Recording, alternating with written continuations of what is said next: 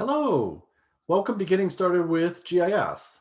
My name is Jeff Lash, and in this episode, want to introduce you to the variety of GIS resources that are available to all UHCL students, faculty, and staff. All right, so let's get started. We've landed here at the GIS and Data Resources homepage, hosted by the Newman Library. In order to get to this page, just head over to the Newman Library homepage, look for Research Guides, General Interest, GIS Data Resources. You'll land here at the homepage where we'll always have announcements about upcoming events, newsworthy items related to GIS posted here. Also here, you can notice you can reach Kate Carter.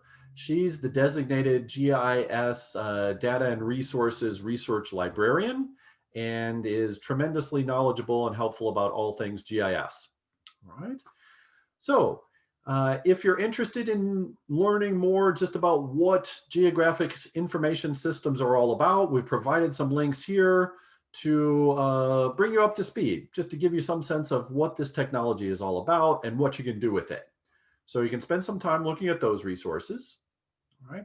Next, I just want to point out that we have access as a university community to some of the world's best GIS software, and it's all licensed and paid for through the university and accessible to everyone for free. All right. So the two primary ways to access standalone GIS software that we have is produced by ESRI. That's the name of the software company. They have an online version of the software, ArcGIS Online, which, as the name implies, is a cloud-based platform for mapping and analyzing spatial information. And Esri also produces a desktop software GIS package called ArcGIS Pro. And again, everyone on campus has access to this software, both on campus and off campus. All right. In future episodes of this series, we'll dedicate some time to exploring both of these software packages. All right. Also, I want to draw your attention to the fact that we have access as a community to a tremendous amount of online training for people at all levels, whether you're a beginner who's never seen GIS software before and is unfamiliar with the capabilities. There are courses here for you. Specialized research tools and courses are available here also. And just like the software that I mentioned earlier, we'll have special episodes introducing you to this catalog. All right. We have on campus a number of official in the catalog GIS courses taught in the geography program and primarily by myself, and then also a series of GIS courses taught through environmental science, taught by my colleague Mark McCrash. All right, so if you're interested in taking an organized formal class, here's a list of those. All right. Want to point out that we also have access to many different open source GIS software platforms. They're listed here, all with active links, and they might be of interest to you if you want to explore open source based GIS software platforms. Okay. Anyone who starts to play around with GIS will realize very quickly that there's nothing that happens without data.